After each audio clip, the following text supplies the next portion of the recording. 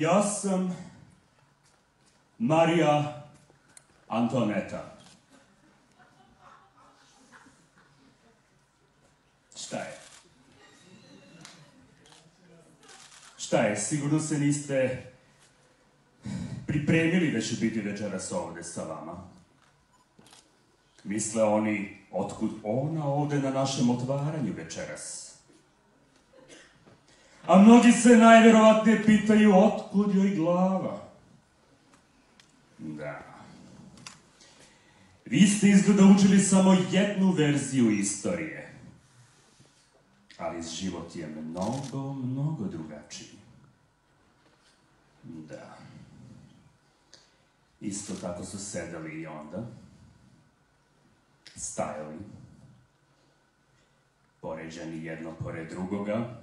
Jedno iza drugoga. Se glava do glave. Samo što su ovdje bili drugačiji. Oni su bili umorni, smrdljivi, leprozni, kugavi i raznorazni.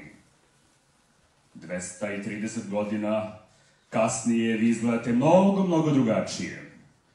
Vidim, oprani ste, doterani, sređeni, našminkani, namirisani, uređeni. Samo postoji jedan problem, a to čujem tamo u kuloaru. Priča se. Kaže neko da je moj narod gladan. Sad ja ne znam da li je to istina. Jeste gladni? Ko je gladan? Ko je gladan? Ko je gladan? A vrat, znači strašno, tu, i svaki put tu, kao da glava nije moja, sve oko se žiga, seče, to je stalno na promenu vlasti. Nema veze, sredit ćemo i to.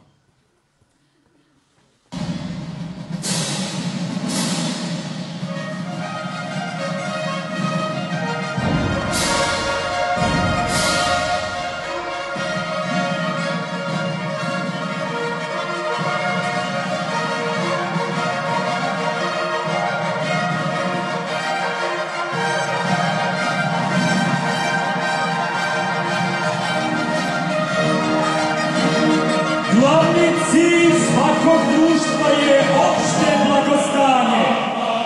Vlada je formirana kako bi garantovala svakom čoveku uživanje prirodnog i stečenog prava.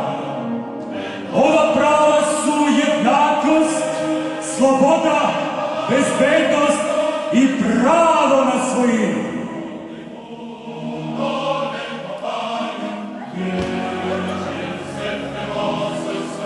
Svi ljudi su jednaki po prirodi pred zakonom. Pravo je neprikosnoveno iskazivanje opšteg dobra. Isto je za sve. Nebitno je da li štiti ili kažnjava.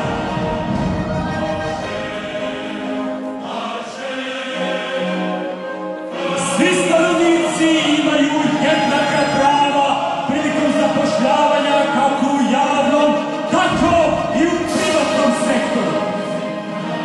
Sloboda je moć koja pripada svakom čoveku da može da radi šta god hoće, sve do te mere dok ne ugrožava nekog drugog. Nemoj raditi drugome ono što ne bi volio da tebi neko drugi radi.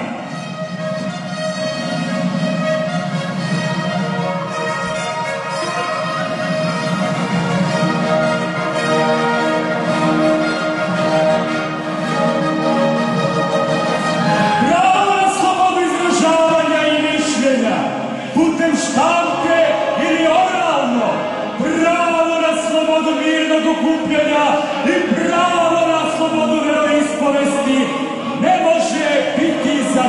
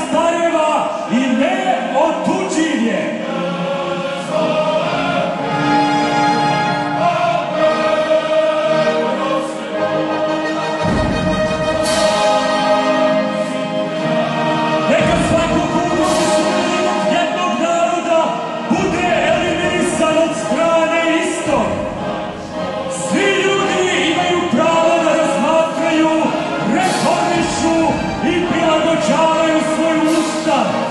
Jedna generacija ne može nametati svoje zakone tuđim generacijama.